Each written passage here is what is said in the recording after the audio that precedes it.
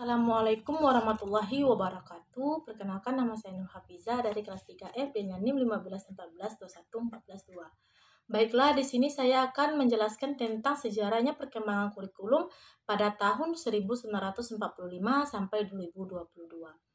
Dalam perjalanan sejarah tahun 1945, kurikulum pendidikan nasional telah mengalami perubahan, yaitu pada tahun 1947 sampai 2013.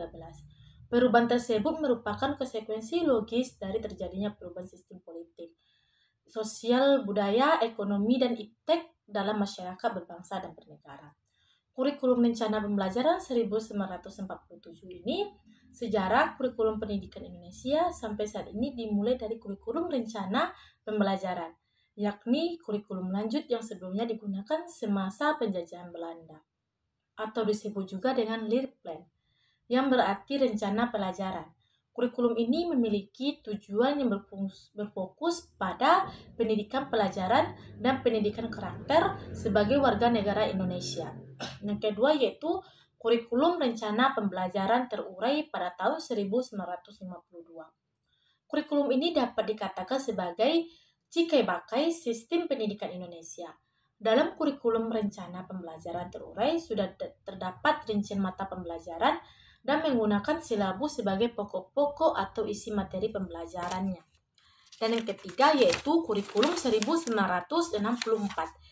Pemerintah menerapkan program pewardanaan sebagai pembekalan di jenjang sekolah dasar, yakni pendidikan yang memiliki pengembangan daya cipta, rasa, kersa, karya, dan norma.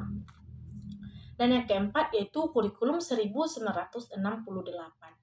Kurikulum adalah penyempurnaan dari kurikulum pembelajaran terurai pada tahun 1952 hingga kurikulum 1964. Terjadinya perubahan dari program perwadanaan dasar dan kecakapan khusus pembelajaran untuk membentuk manusia Pancasila sejati kuat secara jasmani, menjunjung kecerdasan dan keterampilan jasmani, moral, budi pekerti, dan beragama. Dan yang selanjutnya yaitu kurikulum 1975. Sistem pendidikan memiliki orientasi pada tujuan dengan harap dapat lebih efektif dan efisien.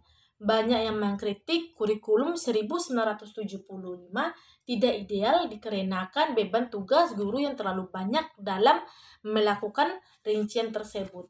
Yang selanjutnya yaitu kurikulum 1984. Ini sering disebut juga sebagai kurikulum 1975 yang disempurnakan. Melalui kurikulum 1984, siswa mulai disempurnakan sebagai subjek belajar yang diharapkan dapat mengambil sesuatu, mengelompokkan, mendiskusikan, hingga melaporkan. Dan yang selanjutnya yaitu adalah kurikulum 1994 dari suplemen kurikulum 1999. Merupakan referensi terhadap kurikulum selanjutnya dan dinilai tidak dimiliki dasar perbedaan yang prinsipil. Pada kurikulum ini adalah perubahan sistem pembagian waktu pembelajaran dan semester ke caturwulan. Dengan pembagian waktu tersebut, diharapkan siswa dapat menerima materi pembelajaran lebih banyak dalam pembagian 3 kali caturwulan dalam 1 tahun. Tujuan pengajaran menekankan pada pemohonan konsep dan keterampilan penyelesaian soal dan pemecahan masalah. Dan yang selanjutnya yaitu kurikulum 2004 atau lebih dikenal dengan KBK, kurikulum berbasis kompetensi, yakni perpaduan antara pengetahuan, keterampilan nilai, serta sikap yang ditunjukkan dalam kebiasaan berpikir dan bertindak. Dan yang selanjutnya yaitu adalah kurikulum 2006.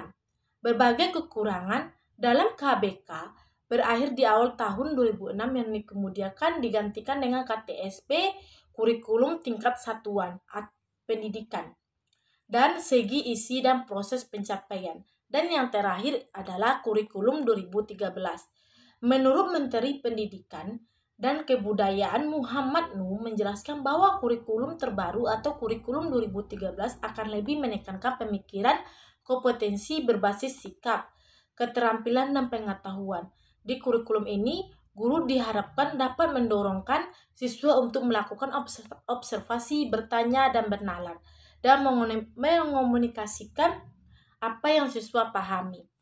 Itulah penjelasan dari saya. Kalau ada kata dan salah tolong dimaafkan. Wassalamualaikum warahmatullahi wabarakatuh.